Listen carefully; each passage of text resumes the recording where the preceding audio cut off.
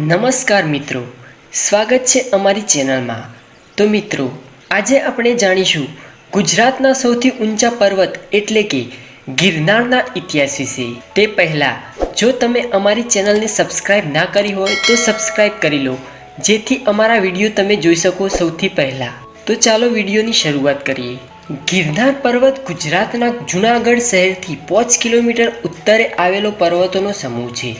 આ ગિરનાર પર્વતમાં કુલ 5 ઊંચા શિખરો આવેલા છે, જેમાં ગોરખ શિખર 3600 ફૂટની ઊંચાઈએ આવેલું છે, અંબાજી શિખર 3300 ફૂટની ઊંચાઈએ આવેલું છે અને ગૌમુખી શિખર 3120 ફૂટની ઊંચાઈએ આવેલું છે।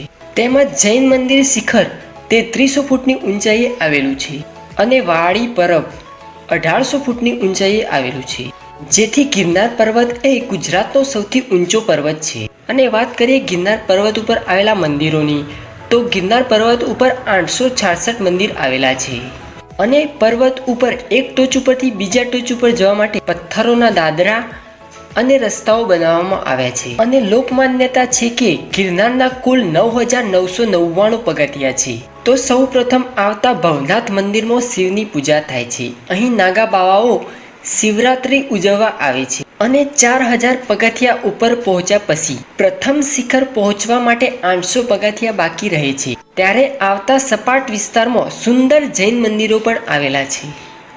12 થી 16મી સદી વચ્ચે બંધાયેલા મંદિરોમાં એક જગ્યા એવી છે જ્યાં 700 વર્ષના તપ પછી જૈન મંદિરના 22મા તીર્થકર નેમિનાથ કાળ ધર્મ પામ્યા હતા। ત્યાર પછી બીજા 2000 પગથિયા ચડ્યા પછી અંબાજી માતાનું મંદિર આવે છે અને ત્યાં આગળ હિન્દુઓ જૈનો માતાના દર્શન માટે આવે છે અને નવા પરણેલા દંપતી પણ ત્યાંના આશીર્વાદ લેવા આવે છે। પછી છેલ્લા 2000 પગથિયા ચડવામાં ડરનો અનુભવ થાય છે, પરંતુ શિખર ઉપર ભવ્ય કુદરતી સૌંદર્ય જોવાની મજા જ અનેરી છે। પછી 100 પગથિયા નીચે ઉતરે એટલે બીજું શિખર આવે છે અને છેલ્લે કાળકા માતાનું મંદિર પણ આવે છે, જો અઘોરી બાવા તેમના શરીર ઉપર સ્મશાનની ભભૂત લગાવે છે। તમને સાંભળીને આશ્ચર્ય થશે, પણ ગિરનાર એ જ્વાળામુખી દ્વારા બનેલો પર્વત છે, જેના ઉપર સિદ્ધ 84 સંતોના બેસણા છે। સંતો, સુરાઓ અને સતીઓની આ પવિત્ર ભૂમિ છે, જેના કણ કણમાં આદિકવિ નરસિંહ મહેતા, સાહિત્યકારો, કવિઓ અને જગવિખ્યાત ગિરનાર સાવજો એટલે કે સિંહ જગ પ્રસિદ્ધ છે।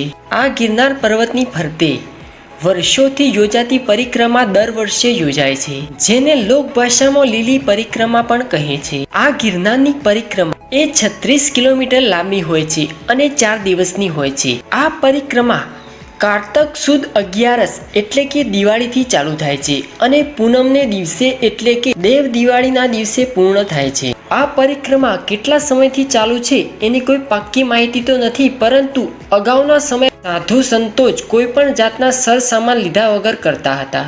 ત્યારબાદ સમય બદલાતા આ પરિક્રમા સંસારના માણસો પણ કરવા લાગ્યા, જેમાં ભોજન પ્રસાદ થવા લાગ્યા અને સામાજિક સંસ્થાઓ દ્વારા અન્ન ક્ષેત્ર પણ ચાલવા લાગ્યા। ગિરનારની આ પરિક્રમા ખૂબ જ પ્રચલિત છે।